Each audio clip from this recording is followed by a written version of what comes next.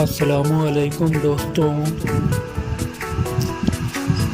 کرلوش عثمان کی next episode کے ساتھ اسد سلطانی اسٹوڈیو۔ جب عثمان چنگیز خان کا خنجر لے کر بالگائے کے پاس پہنچا تو بالگائے کے سپاہیوں کو یہ بات پسند نہ آئی اور وہ عثمان صاحب پر الزام لگا کر کہتے ہیں کہ یہ خنجر عثمان کے پاس کیا کر رہا ہے اور یہ خنجر عثمان صاحب کے پاس کہاں سے آیا ہے۔ لیکن عثمان کو یہ تمام باتیں پسند نہیں آئیں اور بالگائے سے کہتا ہے کہ کس قسم کی تربیت کی ہے تم نے اپنے ساتھیوں کی۔ اگر ایسے ساتھی تمہارے ساتھ رہے تو جو تم خواب دیکھ رہے ہو قسطنطنیہ کو فتح کرنے کا وہ بھول جاؤ۔ بالگائے تم قسطنطنیہ کیا تم فتح کرو گے؟ تم ہمارا قلعہ بھی فتح نہیں کر سکو گے۔ یہ بات بالگائے کو پسند نہیں آئی اور وہ اپنے سپاہیوں سے کہتا ہے کہ تم چپ ہو جاؤ، تمہیں پتہ نہیں جو خنجر عثمان لے کر آیا ہے وہ ہمارے لیے کتنا اہم ثابت ہو سکتا ہے۔ پھر آپ لوگ دیکھیں گے۔ دوسری طرف صدیق اس وقت قید میں ہے، اس کو یانیس کے سامنے پیش کیا جاتا ہے۔ صدیق صوفیہ اور یانیس کو یقین دلانے میں کامیاب ہو جاتا ہے کہ وہ عثمان کا سر لے کر دونوں کو دے گا۔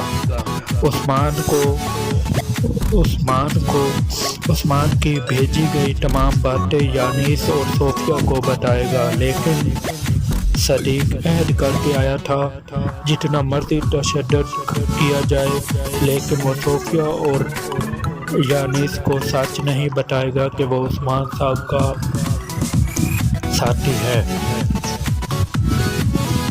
دوسری طرف زورا ڈنڈار سے کہتی ہے کہ اگر عثمان کو وہ تمام چیزیں مل گئیں جو بالگائے کو چاہیے تو قبیلے کی نظر میں عثمان کامیاب ثابت ہوگا۔ اس طریقے سے جو آپ کا قبیلے پر اعتماد ہے وہ چلا جائے گا۔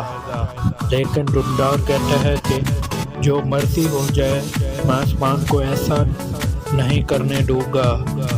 اس طرح اس کرلوش عثمان کی ایپیسوڈ کا اینڈ ہو جاتا ہے۔ بہت مہربانی واچنگ کرنے کا۔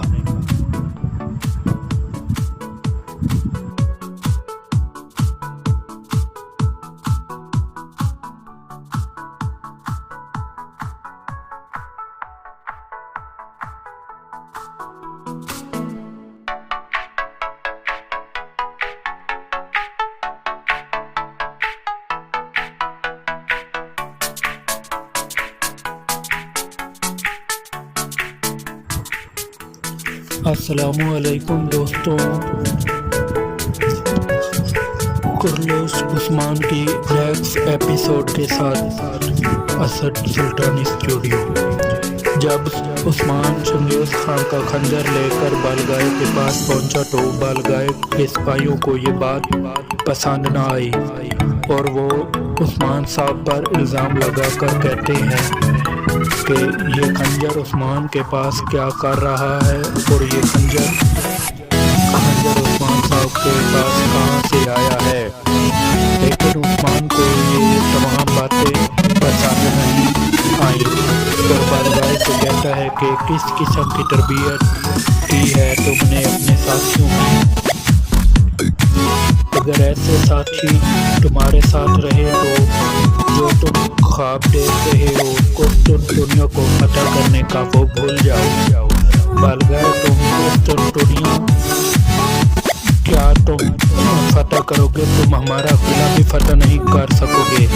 یہ بات بالگائے کو پسند نہیں آئی اور وہ اپنے سپاہیوں سے کہتا ہے کہ تم چپ ہو جاؤ، تمہیں पता नहीं जो खंजर उस्मान लेकर आया है वो हमारे लिए कितना अहम साबित हो सकता है। फिर आप लोग देखेंगे दूसरी तरफ सदीक उस वक्त कैद में है। उसको यानीस के सामने पेश किया जाता है। सदीक सोफिया और यानीस को यकीन दिलाने में कामयाब हो जाता है कि वो उस्मान का साथ लेकर दोनों को देगा। उस्मान की भेजी गई तमाम बातें यानीस और सोफिया को बताएगा, लेकिन सदीक अहद करके आया था जितना मज़ीद तशद्दुद किया जाए, लेकिन वो सोफिया और यानीस को सच नहीं बताएगा कि वो उस्मान साहब का साथी है। दूसरी तरफ ज़ोरा गुंडार से कहती है कि अगर उस्मान को वो तमाम चीज़ें मिल गई जो बलगाए को चाहिए तो कबीले की नज़र में उस्मान कामयाब साबित होगा। इस तरीके से जो आपका कबीले पर एतमाद है वो चला जाएगा।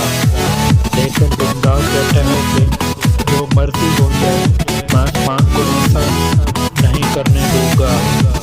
इस तरह उस्मान की एपिसोड का एंड हो जाता है।